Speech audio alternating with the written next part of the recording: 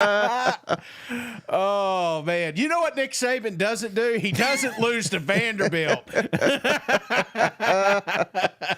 Woo! But Kalen DeBoer, is Kalen DeBoer on the hot seat? Is he the first ever, number one coach to be? We got to get rid of his ass already, right? Mike, it's his only saving grace is the fact we have 12 teams making the college football playoffs. If this was 7 years ago, he'd be on the hot seat immediately, because this is a team you don't drop to, man. And I don't want to just piss on Vanderbilt because they deserve everything, man. And Pavia, oh my gosh, I should have named my cat Pavia, because he is if you're doing attributes on College Football 25, his ability to just make things happen, I don't even know what you would call that, is a 99. I mean, the guy is just Houdini out there. Oh, buddy. And this was not a fluke. Anybody that missed, I'm sure most of you saw the end of the game, but you probably didn't watch, the full thing. There's other games on. Alabama never led in this game, Shane. Yeah. And this is what we've been seeing out of Vanderbilt, chewing the clock. It's essentially triple option out of a shotgun. It's brilliant what they're doing. Their defense is still pretty bad. But as long as they got Diego Pavia out there making plays, and how about Alabama? I mean, they couldn't stop them to save their – literally. They had opportunities. All you got to do is stop Vanderbilt. They couldn't do it. And – my God, Shane. My God. I mean, is Vanderbilt making the college football playoff? Let's kick Alabama out here. Let's put Vanderbilt in there. Well, that's the thing. Mizzou is like, see, we told you the whole time, They took us to overtime, and everybody was saying Vanderbilt, I can't believe it. Now they're like, oh, man, see, I told you Vanderbilt's a good football team. So right, decaying dynasty. How about that? And how about, so we made amends to our A&M. I'm going to sing the damn fight song on Sunday because I was a dumbass. I think some of those dumbasses need to apologize, though, because they're mad at me still when I said Vanderbilt could beat A&M after they beat Virginia Tech. Now, I'm sitting here. They just beat number one. I think Vanderbilt can play with anybody. They just proved it, Mike. They went toe-to-toe with a top 10 team, and then they beat the number one team in the country, which I mean, after last week, I thought was the best team in the country. But, yeah, Vanderbilt is absolutely – I mean, when you got their schedule, Texas, don't forget, Vanderbilt owns that series right now. We got a question from the Flying Hawaiian. 10-2 Vanderbilt. Do they make the college football playoff? Yes. Not only do they make it, they should get a bye. Yeah, absolutely. Give them a little more time to finish that stadium. Oh, man. They're paying $100,000 right now for 15 people to storm the field. You know what I'm saying? But, and hope this one victory is not going to drastically change everything, Shane. But this is how pathetic it was, where they're at home. They had to go to the silent count at points of this game because again, Alabama fans travel. I get it. Yeah. Georgia fans travel. Tennessee fans will travel to that stadium. But come on, man. If you're a Vanderbilt fan, show up at these damn games. They just beat number one. Your team having to go silent count because they can't hear over the Alabama fans. Let's end that. Let's stop making Vanderbilt a joke. They're putting it in. They just beat number one. This is the greatest night of your life if you're a Vanderbilt and Commodore you're not fan. there. You're not there. Yeah, I mean, odds are, if you're a Vanderbilt fan, you were not at this football game, Mike, because you knew it was going to be a blowout. You just knew you were going to get your ass smoked. How many Alabama games did you walk out of? How many Georgia games have you walked out of? This is a football team, like you said, Mike, is doing something so special. I mean, in my 42 years on this earth, this is probably the biggest upset I have ever seen, man. I mean, this is hats off to Vandy. How about this, Shane? Again, Alabama. Yeah, take a wild guess how many rushing yards they had in this game. Alabama, not many, 55? 84. But again, credit to Vanderbilt's defense. Vanderbilt had twice at 166 rushing yards. They Hate Me says it just meant more to Vanderbilt. Yeah. Dude, this is crazy. Do you think, let me ask you, I got to ask the question. One of the things that people talked about when we had this expansion is that some of these games won't mean as much. Do you think that there was any of that going on in this matchup, that you thought Alabama said, hey, at one point, hey, if we lose, we lose, but we're still in kind of scenario? I mean, maybe, but I honestly I haven't felt any of that at all, Shane. All these games have been mine. I mean, last week, Alabama, Georgia felt like the greatest game the sport has seen in a number of years. Yeah. This upset loses no luster, even if Alabama makes the college football playoff, which is not a given because, hell, we'll give them credit. They came out, they whooped Georgia's ass in the first quarter. Georgia basically whooped them for 3 quarters. Yeah. And then now we get here, and again, Vanderbilt didn't whoop Alabama, but they literally never led in this football game. Alabama didn't. So Vanderbilt took it to Alabama, the number 1 team in the country, for 4 damn quarters. So I think what this says, Shane, is this damn thing's wide open. 1 week, Ole Miss, you're losing at home to Kentucky, then you're going on the road and whooping the hell out of South Carolina. Yeah. I think that's what we're going to get. And I don't know if there is a truly dominant team anymore. No, and I will say I'm a little more worried about Alabama. Even though, again, they still have an opportunity to make the playoffs. They still have an opportunity to make an SEC championship. After last week's second half performance and then what I saw today, that secondary, I know they're young, but they are a problem. They are a problem, and everybody has seen it. Everyone has discovered this. So when you look at Alabama's schedule, it does not get any easier. Would you say right now, if you had to put money on it, on a scale of 1 to 10, 1, it's not happening, 10, it's happening, what are you putting on Alabama actually making the playoffs after this football game? 5. So 50-50, Yeah. Again, we'll learn a little bit more about Tennessee tonight, but that ain't going to be easy. No. I thought Mizzou was going to be difficult. That looks pretty easy. I could be dead wrong about LSU. That's a night game there. At Oklahoma. Hell, people that wrote off Oklahoma, I think that's foolishness. I mean, their defense is elite. Who knows what they look like, a month from now, 2 months from now, with Michael Hawkins if he starts heating up. So, yeah, I mean, this is not a given, brother. Not when Vanderbilt just whooped your ass. Oh, it's crazy. I still can't believe it happened. Would Nick Saban have lost this game, Shane? Hell no. He's I think 5-0 against Vanderbilt is what I read. So Nick Saban does not lose to Vanderbilt. So before you go crowning the next great Crimson Tide coach, just remember that. I'm trying not to overreact. This is the wild. I mean, literally never in 100 years. I picked Vanderbilt to cover, but I thought it would be one where I'm like sweating out the cover. Late in the fourth quarter. I have lost seemingly all respect that Kalen DeBoer gained last week. Yeah. I mean, this is inexcusable. Elite coaches don't drop games like this.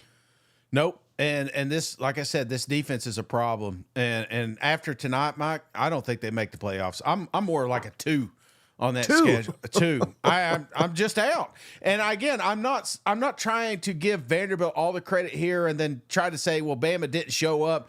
I really do feel like Vanderbilt was the better football team offense against their defense. They had no answer for Pavia.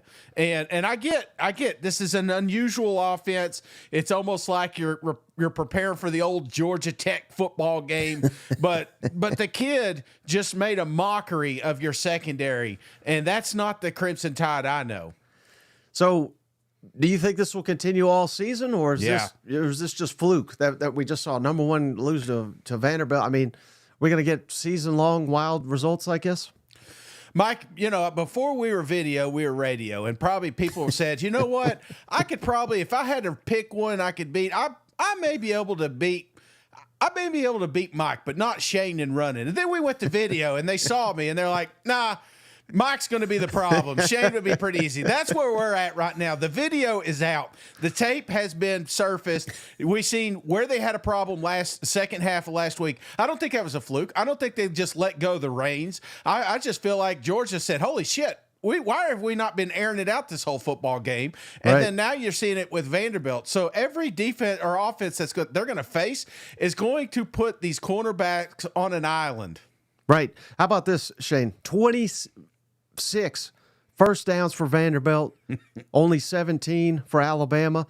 12 of 18 Vanderbilt was on third down. That is awesome. Alabama 3 of 7. I mean, again, this was no fluke. this was one team was better. Now Alabama can hit you with explosives. That they stayed in the game because they could hit explosive plays. That Ryan Williams, I won't tell you how old he is, but he's incredible. But if not for him, I mean, if not for that kid, Alabama's got 2 losses right now. They're hanging on a thread of a 17-year-old. How many more 17-year-olds can we bring on this damn team to save it? I mean, this is exactly why I was concerned when I was hearing this young player was tearing it up and he was going to be our go-to.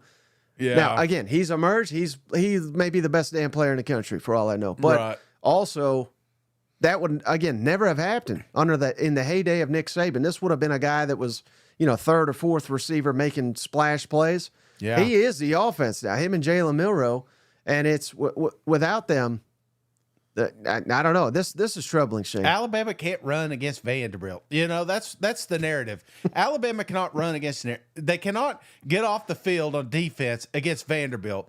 They cannot beat Vanderbilt. They can't win the third downs against Vanderbilt. It's like, what are we doing here? We, like you said, we kind of crowned the board last week for that awesome win he had against Georgia, but then you bounce back and do it. It reminds me of Tennessee that time they had Bruce Pearl and we got first place in basketball. We were so excited, then we got our ass kicked the next week. And we're like, So you got to taste it. You got a little feel of it, but I just don't think this Alabama team is ready for the spotlight. Williams says, you think Hugh Freeze is even more pissed he didn't go after Pavia after today? Oh, my God. You have to be, man. I've been saying this since they lost to him. That's a kid they should have went out there and got. And then watching what he's doing up there in Vanderbilt is just freaking amazing. The kid right now is a Heisman winner. I know he's not going to get it. Because they don't have the wins and stuff. But Pavia, removed from Vanderbilt's football team, they may not have a win. You know what I'm saying? This is a true Heisman candidate because of what he's doing for the Vanderbilt Commodores. And just imagine, I don't feel bad for any of these guys making $10 million a year or anything, so this does not feel bad. But can you imagine what it must have been like to be Kalen DeBoer this week? Oh, everybody's patting on your back. You're the king of Alabama. You just whooped the hell out of Georgia, even though you damn near almost blew it. But no one cares about that. You won the game. You're the king. You're the best. Damn.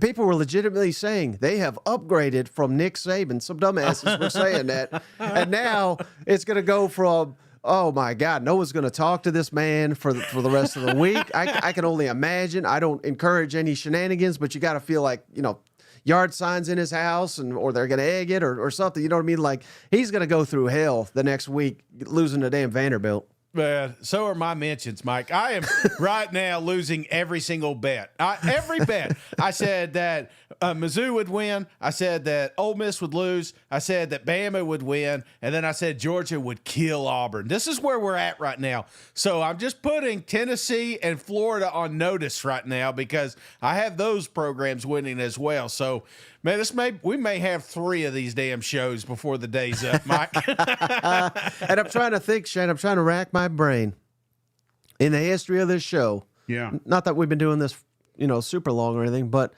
this feels like the biggest upset that we've ever done. This is it. This is upset ever. I think, was it... You talk about, I think I saw the stat where it's first place against an unranked, I think it was Texas A&M a few years back. That was the big one, Alabama and Texas A&M. Right. But I would say, Mike, that this is a bigger upset than that one. Even though that was a great football game, we're talking about Vanderbilt Commodores that got a stadium capacity of 8,000 right now. Nobody wants to talk. We barely talk about them, and we have an SEC show, and they're just going out there and silently having one of the greatest seasons ever. Now, they shouldn't have lost to Georgia State. Nobody should ever schedule them, but they should have beat Mizzou. They should have beat they did beat first-ranked Alabama. I mean, if the stars really lined up, Vanderbilt would be a top 10 football team right now. Right, yeah. Yeah, and that's how stupid the polls are, right? Vanderbilt just beat number 1. I guarantee you they probably won't even be ranked in the new poll. You know what? I can't wait to see your power rankings tonight, I'll tell you that. All right, buddy. Shit. Well, hey, we got other games to get to. Anything else? But, I mean, I just can't believe it. I mean, I think DeBoer, maybe not hot seat, but one more like this, his ass right on the hot seat. Yeah, And again, I don't want to end this talking about Bama. I want to end this talking about Coach Lee, that was quote unquote on a hot seat coming into this season. Went out there, found him a quarterback, found him an offensive coordinator. Found a guy. I mean, that's what he did. We joked about all these kids that got picked from there. I mean, think about the kid that went to Georgia. Man, what Pavia had that receiver? You know what I'm saying? All these guys that left for greener grass, and now look at what they're doing up there in Nashville. It's unbelievable. I mean, hats off. I've never been a Vanderbilt fan, you know that, because I've grown up an big orange homer. But golly, you deserve it tonight, Commodores. We were all Vanderbilt fans today, Yes. Shane, watching the end of that game. But yeah, to your point, I think it was Will Shepard, outstanding receiver. Now he's at Colorado, making fun of, after they beat Central Florida last week. They asked him, is that the most complete win of the season? He said, buddy, I come from Vanderbilt. That was the most complete game we played. I played in my college career. Well, now they got a better win than Dion and Colorado will literally ever get in their existence. Yeah. They just beat #1 Alabama. Hats off. Again, I keep giving Coach of the Year to damn near every coach, but we got to I think the leaders in the house, Mike Elko, Clark Lee, got to be the leaders in the clubhouse after 5 weeks here. Hell yeah, man. I'm here for it, and we still got 2 awesome games to go tonight, so let's jump in it, Mike. Hopefully there's no upsets moving forward. Hopefully we got them all out of the way, but I'm looking forward to another great 2 matchups here. All right, brother. I appreciate each and every one of you. Again, Saturday night after the last game kicks, I'll do the power rankings live, and hopefully for Shane's sake, we don't need to do emergency here in about 3 hours. Real quick, who's happier, Pavia's parents or Paul Feinbaum? Oh, definitely Paul Feinbaum. Business is good. All right, that's going to do it. We'll catch you on the next one. All right, see you guys. Anchors down, baby.